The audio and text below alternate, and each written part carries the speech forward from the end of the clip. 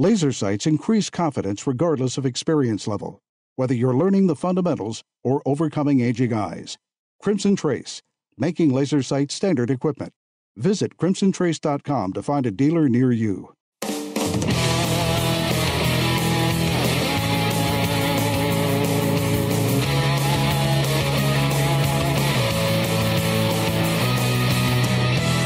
Today on Tom Gresham's Gun Talk, finding the perfect rifle for your next hunt, revisiting gun control in Nazi-occupied France during World War II, and a gun-friendly credit card processing company. Plus, call in with your questions, comments, and range reports to 866-TALK-GUN. Now, here's Tom Gresham. All righty, let's do this thing. Tom Gresham here. It's called Gun Talk because we talk about guns. That's what we're going to be doing for hours. Actually, day. No, make it weeks. Months? Years. Oh, come on. We talk about guns all the time, don't we? It's what we do. I got together with a couple of buddies of mine this morning and just happened to cross a couple of guys, and we were like 45 minutes later, we're talking guns and hunting and different things. It's what we do. Come on. But if you want to talk about guns or shooting or self-defense or concealed carry or holsters or optics or long-range shooting, this is your place. All you got to do is give me a call. The number is 866-TALK-GUN. Better still, just call Tom Talk Gun, and that's exactly what we'll do. Now, you may have noticed that we did a recorded show last week for good reason, and quite simply, I was shooting. Every once in a while, I get to go shooting. Come on, give me a break, okay? I went over to the FTW Ranch, the world-famous FTW Ranch in the hill country of Texas. It was a little miniature event. A few of us with Ruger shooting some of their rifles. FTW has an incredible course that they offer. It's long-range shooting as well as their SAM course, which is a hunter prep course. Everything from dangerous game to a lot of the techniques and things you need to know as a hunter. And even if you've been hunting, well, all your life, they have things that they can teach you. They have some of the best instructors you'll ever run across. I learned a lot, and so much so that I want to go back because ours was an abbreviated course. I want to go back and take the full 4-day class. We were shooting the Ruger Precision Rifle in 6.5 Creedmoor. The wind, and that's one of the things about FTW. They have wind, and they have 12,000 acres to shoot in with hills, with the wind switching this way and that way. And a number of the Tier 1 groups, Delta, SEAL, CAG, whatever you want to call them, people show up there. People from unidentified groups show up there, and they do some serious long-range shooting. The wind was screaming. I mean, it was 10, 20, and then it started hitting 30 miles an hour crosswind, gusting, of course, naturally, right? And we could make hits fairly reliably out to 700 yards. But it got pretty dicey at that point because what happens is at a certain point, the target itself is small enough. It basically is, as they described it, it's a 1 mile an hour target. That is the wind drift. If the wind changes 1 mile an hour, your adjustment for wind is off and you'll miss. Well, when the wind's gusting between 20 and 30 and switching back and forth, it's getting real sporty out there. One thing I definitely learned is that it's really all about the spotter. If the shooter can do his or her part, if you can get on, you can hold a rifle steady, and if you can manipulate the trigger, and boy, does it ever come down to the trigger. Just as with handgun shooting, it comes down to the trigger here. And often they would say, you let go of the trigger too quickly. Seriously, we're shooting off of sticks, off a bipod actually, prone position, we're locked in, got a bag on the rear. I mean, we're solid. But if you press the trigger and when it fires, you release the trigger too quickly, it can cause you to miss. So a lot of follow through, a lot of interesting things there. One of the things, I wrote about this in the newsletter that went out a couple of days ago. If you don't get it, you should subscribe to our newsletter. It's free. It's once a week. It comes into your email. And, oh, yeah, by the way, if you sign up for it, you're going to get a chance to win a really great rifle. We're going to be talking about that in about 25 minutes. One of the things I learned there, it was a very interesting concept. You know how we talk about you have to accept the wobble? And we've talked about with handguns, the sights are never going to be still. You're shooting, and you just keep pressing the trigger, and the gun will go off, and let the wobble happen, and you'll hit the target. And the same is certainly true with rifles. So you have crosshairs, the reticle, and it's wobbling. But, and I had not thought of this, and this is one of the things that you get when you work with top-notch instructors. They think of different ways to explain things. I've never heard it explained quite this way. They call it acceptical reticle movement, ARM. Okay, what's that mean? Well, what they say is, the wobble, I call it wobble, they call it movement. The movement shouldn't be more than a third the size of the target. So if you're shooting a 9-inch gong, the movement should be no more than 3 inches as it's wobbling. That way, you just keep pressing the trigger, and whenever the gun goes off, you're still going to hit the target. Makes sense. But I never thought about explaining it that way when you're teaching it, because somebody could actually be wobbling on and off the target. So if you're wobbling on and off the target, what's going to happen? Generally speaking, you start trying to time the shot. And as the crosshairs start to move across the target, whether it's a paper target or a steel target or an animal, you yank the trigger as it's going by, trying to get the timing right. Well, yanking the trigger is not conducive to accuracy, of course, and you're not going to get the timing right anyway, and you're going to miss, which is bad in the case of a target, or worst possible scenario is you wound an animal and it gets away after it's been hit. So I'm not a fan, you've heard me talk about it, I am not a fan of long-range shooting at game animals. And there are those who want to make longer and longer shots. Well, you know what? Game animals are not targets. They're animals. They're living, sentient beings that experience pain. You have one responsibility when you're shooting at a game animal, and that is to make a killing shot with the first shot. First shot. Every time. What does ARM do for you? Well, what it tells you is probably, not guaranteed, but probably you can make the shot. If your crosshairs, if your reticle is wobbling on and off the target, that would be the vital area of the animal you're trying to shoot, you need to change something. You need to get a more steady rest. You need to maybe get closer, or maybe you just can't take the shot. So how far is too far? Well, it depends. Depends on you. Depends on the conditions, depends on the rest, depends on the rifle, and it varies from day to day, from hour to hour, from shooter to shooter. For me, on a given day, it might be 300 yards with a good rest. For somebody who's a really accomplished long-range shooter, it might be 500 yards. But for almost no one, it is ever 1,000 yards. And I have a very real ethical issue with those who simply want to shoot animals at longer and longer ranges. Or as I put it, that just means that you're a really bad hunter. You're a lousy hunter. If you can't get any closer, and that's what you're trying to do, I'm sorry, I got a problem with that. Because here's the dirty little secret. On some of these TV shows where they're shooting animals at long range, animals get hit that don't show up on camera, and they get wounded, and they get lost. And then they encourage other people watching these shows to do the same thing. And they're crippling animals, and they're getting away. We owe the animals more than that. And we owe it to ourselves, and to the hunting public, and to people who do not hunt, to the public in general, to be able to deliver a first shot, killing shot every time. And acceptable reticle movement is a great way to gauge, can I make this shot? You know what? Offhand, it might be 80 yards. It might be less than that. But if your sights are wobbling all over the place, then change something. Get on some sticks, get to a sitting position, get to a prone position.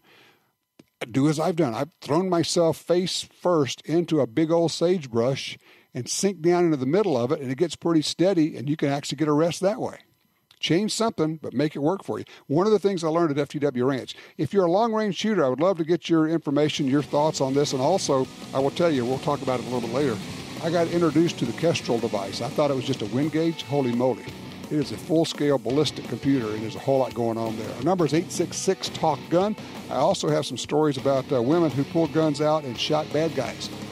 Ooh, one inside of a car. Incredible story. I'm Tom Gresham. We'll be right back.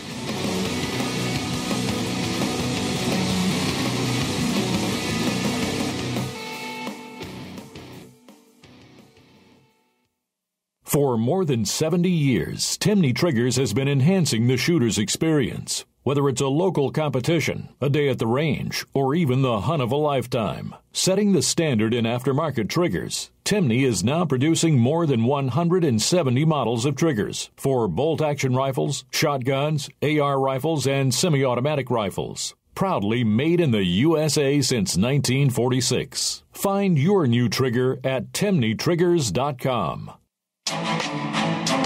Attacks happen every day. How will you react? See real people put into real-life criminal attack situations on First Person Defender. Discover what works and what doesn't. Kidnapping, ATM robbery, home invasion, and other attacks. Learn how to save your life and the lives of your family. Get the entire first season on DVD at shopguntalk.com. Get prepared. Shopguntalk.com. Since 1937, Ducks Unlimited has led the charge on wetlands and waterfowl conservation.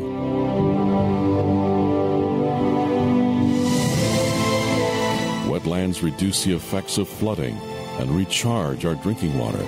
But perhaps most importantly, they allow us to experience what makes the outdoors so great. Band together to rescue our wetlands. Trust in Scepter ARX, preferred defense for your self-defense ammunition. It features patented technology and an advanced lead-free polymer copper material for unprecedented terminal performance. Its non-hollow point round nose design means it feeds flawlessly and won't plug or fail to transfer energy on impact. Lightweight projectiles reduce weight in your carry gun and add velocity to all loads and calibers. Inceptor ARX is available in all popular handgun calibers. Learn more at InceptorAmmo.com.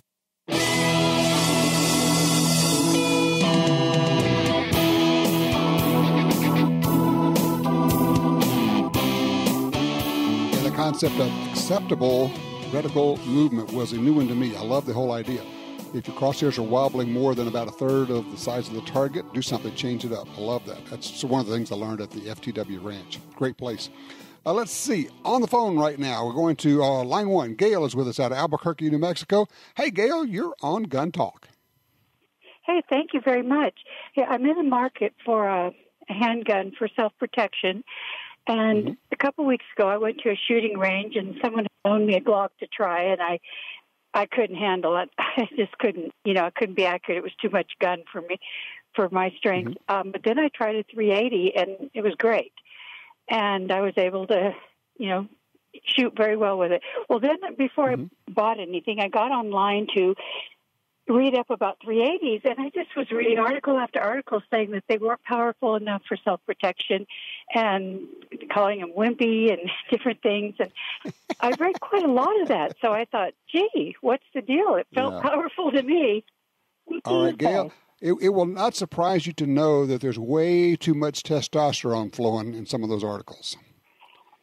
A lot of that is just guys trying to put somebody down. The short version is this. A good 380 with good ammunition, and that's the real important part, good ammunition that's made for self-defense, not target shooting, is absolutely fine. Not just marginally okay, but absolutely fine for self-defense. And with good hits, which is what it takes with anything, it will stop an attacker as well as anything else will.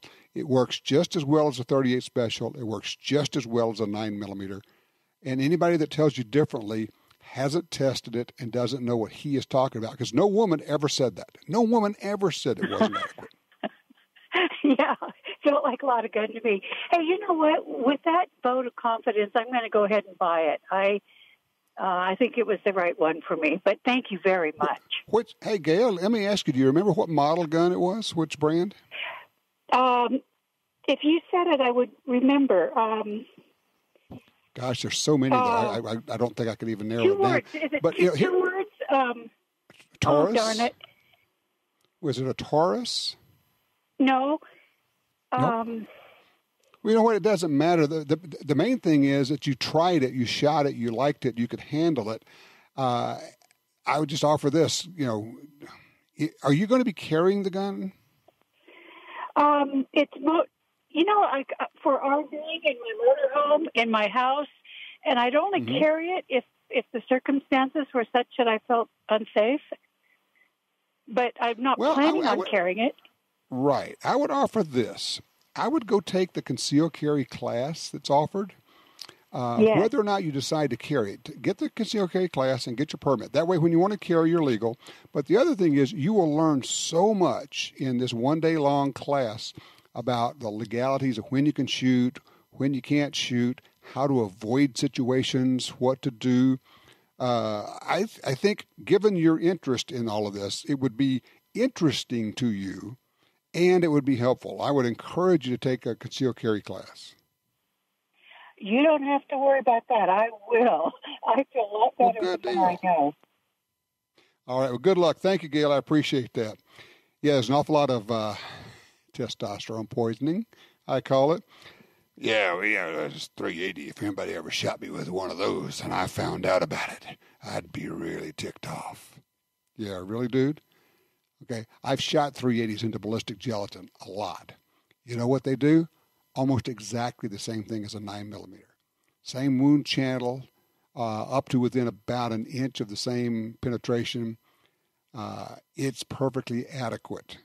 The main thing is being able to operate it and shoot well and put the bullets where they're supposed to go, which is the same with anything else. Okay, so I don't know. Roger's on line 4 out of Williams, Arizona, with an interesting take. Hey, Roger, you're on.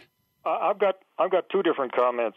When the left talks about reasonable gun control, they talk about restricting guns. Well, we should say, yeah, we're for reasonable gun control. We want reciprocity, and we want to expand the rights. Also, I hear you. If a felon gets out of jail, he's done his time and all this, he should get his gun rights back. He's paid his debt to society. See, I am perfectly okay with that. I have always said, otherwise what you get is you got your sentence for the conviction, and then you get an additional life sentence where you can't own a gun for the rest of your life for a felony conviction. I don't think that's right. I think when you've served your time, when you've done your thing, then it's all over. And there shouldn't be this additional, and you lose your constitutional rights forever. And it even used to be that you could apply and you could get them back, but now ATF won't process those, and so you cannot get your gun rights back on the federal level. So it's a real problem. But I'm with you. If you paid your debt to society, then you know what? There's no longer a debt there, and I think that thing ought to go away. Well, if you get a DUI and you can't drive for a while, after a while you get your rights to drive again. It should be the same with guns. Yep, I agree. However, you will find a lot of folks on the gun rights side say, nope. We got to be tough on that. And go, really? And, further than that, it actually applies to some misdemeanor crimes, not just felons. But there are some misdemeanor crimes where you lose your rights to own a gun for life. And that's just wrong. So I'm right there with you. I appreciate that. And look, thank you for the call. I did want to cover this. Let's see. Yeah, we got time. This is out of Milwaukee. Milwaukee police are looking for a man involved in an attack at a Milwaukee restaurant. Have you seen this video? It's making the rounds. I think I just linked to it on my Twitter account. Here's the deal. Here's the setup. In a restaurant, guy's a regular there. And he's getting mad because the food's taking too long to get there. And he's yelling at the waitress. I mean, he's really giving her a hard time. And the manager, who's a woman, is telling him basically, back off, knock this off. And this guy, you can see in the video, walks up to this woman, the manager, just walks up to her, and with his hands down by his waist and with no warning whatsoever, he swings from his hip all the way up and hits her so hard it gave her a concussion, knocked her down. Poleaxed her, cold-cocked the manager. And then he starts going after the waitress, and the waitress just reaches in her apron, she pulls out a pistol and points at this guy. And you never saw anybody hit the brakes like this guy did. He was all prepared to beat up two women because he was a lot bigger and a lot stronger. But when the pistol came out, the fight stopped. I was amazed that the waitress didn't shoot him. There's a guy, Bob Donovan, he's a Milwaukee alderman, and he said he's a regular customer there, and he knows both of the women who were attacked. He says, thank God that the one waitress had a concealed carry permit and pulled out her gun. I shudder to think what might have happened had she not been able to do that, what this guy would have done. By the way, the waitress with the gun, she quit that night. Police are still looking for the guy. They've got him on video. But when you see the video, one of the takeaways for me was how quickly it happens, and we hear that all the time. You know, it just like, wow, it just happened. Boom. There it is. All of a sudden, one swing, you don't even know it's coming, and you're down on the ground. And that's how this stuff happens. That's why when somebody starts walking at you aggressively, get serious about it. Don't let them get up to within where they can reach you. Don't let them get to close enough where they can touch you. Stop them. Stop them with your voice. Stop them by holding your hand out like a traffic cop. And if you have to, stop them by pointing a gun at them and saying, stop right there, not 1 inch more. And people say, well, you can't point a gun at somebody that doesn't have a weapon. Yes, you can. And you darn well better in many cases. Also in Dallas, we have a mother. She shot a guy in the head after he tried to steal her car with two toddlers inside. He gets in the car. She jumps in the car, tells him, get out, get out. He won't do it. She reaches in her glove compartment, pulls out a gun, and just shoots this guy in the head. Boom. Didn't kill him. They've charged him with a couple of counts of various things. I hate that you have to go digging into a glove compartment. You ought to have that thing on you. On you. How many times have we talked about that? You may or may not be able to get to where it is. But if it's right there on you in some form or fashion, and there are plenty of ways for women to carry guns. You can carry a small gun in a belly band under a shirt. Nobody will know. It's just going, okay? Simple as that. Hey, when we come back, I want to talk about a cool hunting rifle. I've been into the cool hunting rifles, especially lightweight ones. You know what? We're going to give one away. Simple as that. We're going to give one away, and you want to hear about it, find out what it's all about. Also, we'll be looking for your range reports. Get in line right now, 866-TALK-GUN. I'm Tom Gresham, back in a minute with news on hunting rifles.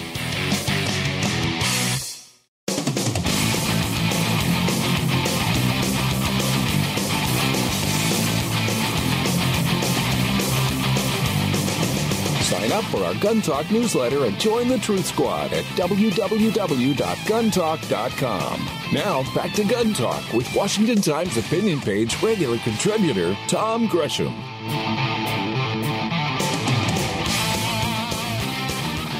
All righty, back with you. Tom Gresham here, 866-TALK-GUN. That's the magic number here. Just easy to remember. Dial me at Tom Talk Gun. There you go. Looking for range reports, anything you've been out shooting, any experiences you've had at the range, or maybe even at a gun store. Love to get those. Range reports sometimes happen at gun stores where you go, you'll never believe what I saw.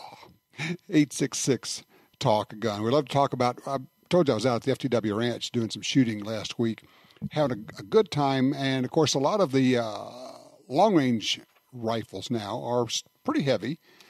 But what's interesting is in the old days, to get an accurate rifle, it had to be heavy. Certainly not true anymore. And more I tend to look at lightweight rifles. They're just easier to carry, and you're not really giving up much. Joining me right now to talk about, rifles, pistols, and everything else that they make, Jordan Hunter from Kimber, of course, kimberamerica.com. Hey, Jordan, how are you, man? Great. How are you? I am super. Obviously, Kimber is a monster company, maybe known more for the 1911s, and that's got to be a little bit frustrating at times for you because you guys make such nice rifles too. Yeah, I guess it's. I hate to complain. We're blessed to be the number one 1911 manufacturer in the world right now. So tough problem to have, but yeah, that same work ethic and quality, commitment to quality and the QA process, we apply that to everything we make, inclusive of some very Function-based rifles, long guns that are meant for specific application. Now, when you say that, that's interesting. Meant for specific applications, that comes about because you have people in the company who are providing input, people who go hunting, who go up on mountains, who go to Africa, who go do these things, and they know what hunters actually need. How's that for a fair assessment? Yeah, it's pretty fair. We're blessed to have a sales team who are some of the most passionate hunters and shooters within the industry, the firearms industry, and their input is vital in as we develop products and go to market with, like I said, very specific, focused, functional products that are meant to serve a purpose. They're tools, right? So I'll give a great example. I think the Mountain Ascent a few years ago, pairing up with Sitka for the Mountain Ascent rifle, which is our lightest rifle that we offer, and chambering it in 280 Ackley intentionally with the purpose of just coming up with the ultimate sheep and mountain goat gun. This design for that specific intent. Right, exactly. And of course, you've got the Hunter rifle, which is what did I look that up right? It's about like 5.5 pounds. Yeah, so the Hunter we launched a few years ago, and that was we try to listen to we definitely try to listen and apply what was being asked of us from our consumer base, and a lot of people wanted a rifle that was a little bit more affordable price point for the younger hunters or those who don't need a $2,000 rifle. So we came out with the Hunter rifle. And that has a lot of the feature sets and attributes of our mountain rifle series, but it's lightweight. It's a great synthetic-based stock, ground control feeding. But this time we put it in a detachable magazine, and that total weapon weight is 5.5 pounds. So it is very, very lightweight, but it's like I said, a more affordable price point. Well, and it's so cool, we're going to give one away. Hey, sounds like a good deal. Yeah. Well, that's easy. You go to guntalk.com/win, and you can enter for a chance to win a Kimber Hunter rifle. That's pretty cool. Yeah, very cool. Exactly right. So, I mean, when you sign up, you're signing up for the newsletter, which is also a good thing there. So let me ask you a question on the area of 1911s. The thing's been around for more than 100 years. Are we seeing any fall off of people going, yeah, old design, don't want the old gun anymore? I just have not seen it. In fact, I've never seen an interest in it like I'm seeing today. Yeah, we've had one of our, like I said, we've been blessed recently, and not just recently, I guess, but specifically more than normal. We came off our best quarter in the history of the company. And that's due to the 1911 sales primarily. We've sold more 1911s. To answer your question, no, it hasn't slowed down. More than ever before have we sold 1911s, and I think that's due to continuing to offer, maintaining what the 1911 is known for, that great trigger. The quality and craftsmanship that Kimber's known for, but continuing to push the envelope and coming out with aesthetic designs that more people are into these days, whether it's the serrations or slide cuts, things like that. Yeah, to put it simply, you make good-looking guns that work. Yeah, I guess that is putting it simply. Absolutely, that's what it's all about. Is making you can have the best of both worlds. You can have a truly functional, great, dependable firearm, that's where we're always focused on. But then you also make it just beautiful, and that's what this new line of firearms that we launched at the beginning of the year really represent. And what is the line we're talking about? Well, specifically, we've got a KHX model with some pretty unique honeycomb slide serration, and that extends into the grip and the slopes of the firearm, the lines of the firearm, I should say. So it's got this really just aesthetically gorgeous gun. We came out with we offer that in a series of different models, from our Pro, which is the 5-inch barrel, all the way down to the Ultra, which is our 3-inch. and then the Pro 4-inch. So, and we offer it with optics installed. Now that's the new thing. You know, everyone wants guns that have the ability for to mount their RMR or their Trijicon RMR or their Delta Point Pro or Venom, Vortex Venom, and we offer a series of different plates and cuts on the slide already milled in. So you can go ahead and mount those, drop those right in. So they're optics installed as well as optics ready firearms. We offer both. And in addition to that, we extended the line, the Aegis Elite line, which is another new gun at the beginning of the year. But throughout the year, we started offering optics installed and optics ready versions of those as well. So that's what people are asking for. Yep, there you go. And I got to tell you, one of the things that I enjoy the most is taking somebody who's a pistol shooter, been around for a little while, but they've never shot a 1911, and putting a 1911 in their hands, and they shoot, and it's like after like the third or fourth shot, they stop.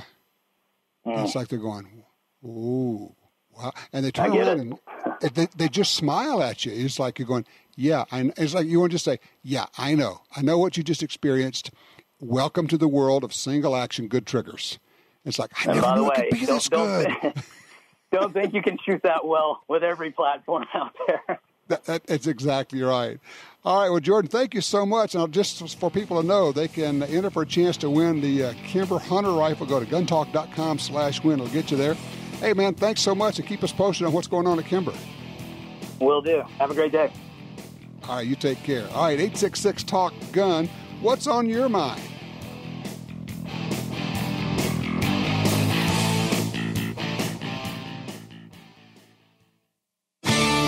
Used guns can be a great value, but you have to know who you're buying from. What if you could buy quality used guns with a lifetime warranty from the Internet's largest online reseller? That's what you get at DuriesGuns.com. They stand behind every firearm purchase for life. If you have a problem, they'll either fix or replace your gun. Pistols, rifles, shotguns, and more. Check out their inventory today at DuriesGuns.com. It's America's favorite .22 rifle. No matter how, where, or what you like to shoot, there's a Ruger 1022 for you. From the carbine to the incredible takedown models, the tactical and target versions, all Ruger 1022 models have a legendary action and detachable 10-round rotary magazine. Whether you're hunting squirrels or tin cans, there's a lifetime of fun in every Ruger 1022 rifle. See them all at Ruger.com. That's Ruger.com. Hi, this is Tom Gresham from Gun Talk. America is losing critical wildlife habitat at a rate of one football field every hour. It's happening on the Louisiana coast, but it's critical to all sportsmen and conservationists. These precious wetlands provide winter habitat for more than 10 million ducks and geese annually, waterfowl that migrate north through dozens of states. Don't shrug it off. Get involved. You can help. Visit vanishingparadise.org. Before computers, before engines and automobiles and roads, before all of this, there was the land. A great ocean of land, with mountains black as night, standing guard over all that is and was and forever will be. This is the Black Hills of South Dakota, the place that made the people who make the best ammo on Earth. Visit black-hills.com for more information.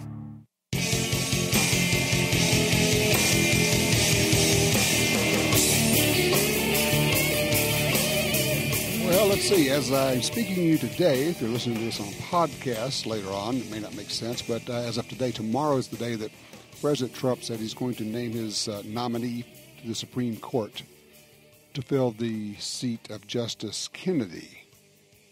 It looks like there are 3, maybe 4 front runners. All of them appear to be good on the Second Amendment. 1 or 2 of them appear to be really good, which, of course, is driving the left nutso. Interesting how the left really loves the idea of activist judges unless they're conservative. And in that case, they don't want them to be activists. Okay, you know what? We don't want them to be activists either. We want them to actually interpret the law as it's written, not issue rulings with an outcome in mind to say, it would be good for the country if the law actually meant this. So we're going to rule that way because that's what we think the lawmakers actually should have done. Well, that's what we've gotten out of the Supreme Court for so long. This is huge. This is going to be a big deal, all right? It really is. It's going to be a monster deal. All right, let's go to line 3 where Israel is with us out of Waco, Texas. Hey, Israel, you're on Gun Talk. How you doing, buddy? I'm good. How can we help you? Well, I had a question for you. I am a felon. I committed a felony back in 2004. I served my time. I got out in 2008. And now my nephew and my son are about 10 years old, and they just got back from a church camp where they were able to shoot guns, 22, 30-06, BB gun, slingshot, the whole thing. And I want to get my rights back, but I was listening to a caller or somebody that you had on earlier, and they said that felons are not allowed to get their rights back any longer. So I just wanted to get some information on that. Sure. Okay, here's what's – you know going in that the deal is once you have a felony conviction, you cannot own a firearm, right? Yes, sir. All right. Well, up until it's probably 15 or more years ago now, you could apply to get your gun rights back, apply to the ATF. And then I think it was Charles Schumer, Senator Schumer, who blocked that in an appropriations bill. And no one since then has been willing to stand up and say we should have funding that lets felons get their gun rights back. They're all afraid of it. And so you cannot apply anymore. However, and I don't know what the rules are in Texas. Do you live in Texas? Yes, sir. Here in the heart of Texas, Waco. Right. I don't know about Texas, but some states there is a provision for you to apply on a state level and get your gun rights back. And that may be open to you in Texas. You still wouldn't have your federal rights back. And I'm not sure exactly what all that means. But it's a bit of a mess right now. It's honestly what it is. And it's just wrong that you cannot apply to get your gun rights back. I mean, personally, I think you shouldn't have lost them in the first place. Well, after you've served your time, I think you get all your rights back. But that's just me. But what you may want to do is check around with, do a little online searching for Texas felon gun rights restoration, and I bet it'll pop up for you. And I think that will probably at least get you down the road. But no, you can't apply on a federal level, but there's a chance you can. I don't know what the rules are in Texas, what the laws are, but you may be able to there. But what you don't want to do, obviously, is you don't go in and try to buy a gun because it'll show up as a felon, a felon trying to buy a gun. So you can't go do it that way, okay? Yes, sir. Okay. All right. Look, I wish you luck with it, sir. I appreciate it. I'm sorry. Go ahead. I've traveled across state lines, and we've gotten pulled over, like with my buddies and even my boss. Mm-hmm. And they have run my license, and they made everybody get out of the car, searched everybody, and all my buddies and my, people I were with were concealed, had concealed. And even though because of my record, they searched everyone. And I don't know if that's right or not, but I think that's kind of crazy. It's just what it is. Whether it's right or not, it's just what it is. And so, like I say, see what Texas can do for you, and that may help you out. I appreciate the call, sir. All right. It's just one of those deals, and it's not a great situation right now. And it figures it would be Schumer to pull a stunt like that. You can go on and on about it, but we'll attack that another time. Maybe we'll get a good lawyer here who can help us out. All right, looking for your range reports. Where have you been out shooting? Do you have a new belt, a new holster that you like? Do you have a new gun? Or you think about buying something a new caliber? I have no surprise, right? No surprise. Return to thinking about maybe another 10 millimeter. I'm thinking maybe a lightweight 10, because I don't have a lightweight 10. Yeah, that makes a lot of sense. 866 Talk Gun. I'm Tom Gresham.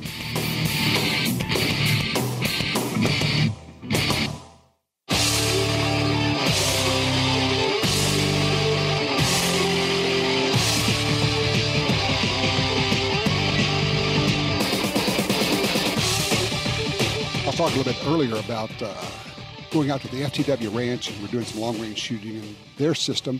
Here's a question for you, just a real simple one. How do you figure out when it's too far to shoot on a deer or an elk or an antelope or whatever it is? How far is too far, and how do you determine that? The number here is 866-TALK-GUN. Gary's out of Bethany, Oklahoma on 2. Hey, Gary, you're on Gun Talk. What'd you get? Hello. Yes, I have a crossbreed holster. I got, towards the end of May, I actually got it. I went by the booth. I was at the NRA show in Dallas, and I needed a belt desperately, so I talked my wife into letting me get a gun belt while I was at crossbreed booth. Okay. Which was handy. And then I ordered a holster when I got back. I'm left-handed, so they don't have any of those, on display because we are a distinct minority. But yeah. So after a couple of weeks, I got it, and it does pretty good. It took me a few days to get used to it. I've had a concealed carry license for years and years and years. I've worked mostly on college campuses, where in this state it is actually illegal to have a gun. So that put a damper on carrying one. But I got a new job, and it's not against the law anymore. So I decided it would be a convenient time to start carrying it. It's after a couple of days, figuring out where exactly to put it, make it comfortable, and stuff. It's very convenient. It's quite comfortable once you get used to it. Yeah. Yeah. Now let me ask you a question. Are you using it with a tuckable feature where you can tuck in your shirt? Yes. Yeah. That's pretty slick. You walk around and your shirt is tucked in and nobody can tell that you got a gun, and then it just takes you a practiced move. And I would suggest if you are pulling your shirt out, use two hands, one in front of the gun, one behind the gun, rip your shirt up as high as it'll go all the way to your armpit, and then hold on to it, in your case, with the right hand, and then pull your gun out with the left hand while you keep your shirt up with your right hand. And that's something you need to practice with an unloaded gun a bunch. Yeah. Well, good. Yeah, I mean, you know what? I'm glad you did it the opposite way that a lot of people do. A lot of people get a holster and wear a holster for a long time, and then they finally figure out, after listening to me for a gazillion years, hey, you need a gun belt. You started off by buying a good gun belt and then went and got the crossbreed holster. Yeah. Way to go. Well, I've been listening to you for years and years, so I'd had that drummed in my head long enough to think it would sound like a good idea. It makes a difference, doesn't it? Having a good gun belt makes a difference, doesn't it? Yep. Of course. I assume so. I've never actually carried a gun without a good gun belt. I thought about putting on my other belt and just seeing, but yeah, put on a regular dress belt and you'll just go, how do people even try to do this? I mean, without a decent gun belt that will hold it up and won't roll over, it's just so much more comfortable with a good belt. Yeah. Well, good for you. And look, I appreciate the range report. I'm glad that the crossbreed holster is working out for you. I think they are one of the more comfortable designs out there, and they have so many different guns they have holsters available for. It's pretty cool. So, I applaud you for that. And yeah, I know. Everybody gets tired of me saying it until they try it, and then they call me and say, I heard you talking about gun belts for years. And I finally decided to get one. Hey, guess what? You were right. This is a lot more comfortable. Well, duh. Hello. I mean, and people say, well, I've got a wide belt. No, not good enough. It has to be wide and it has to be stiff. And that's the whole deal. It's that with a gun, you've got weight, and it wants to roll out from your side. And when it starts rolling out, number one, it starts to print if it's under your shirt, because it's pushing out. Number two, it's uncomfortable. It's putting a hot spot on your body. And number three, when it rolls out like that, you're just not going to enjoy the experience. People say, it's just uncomfortable carrying a gun. It doesn't have to be. So, all right. So, looking for your range reports, 866-TALK-GUN. Also, when we come back, we're going to be talking about a cool new book. We look at some of the history of gun control in Europe, specifically Nazi-occupied France. There are some lessons to be learned here, some obvious and some not quite so obvious. Be right back with more Gun Talk.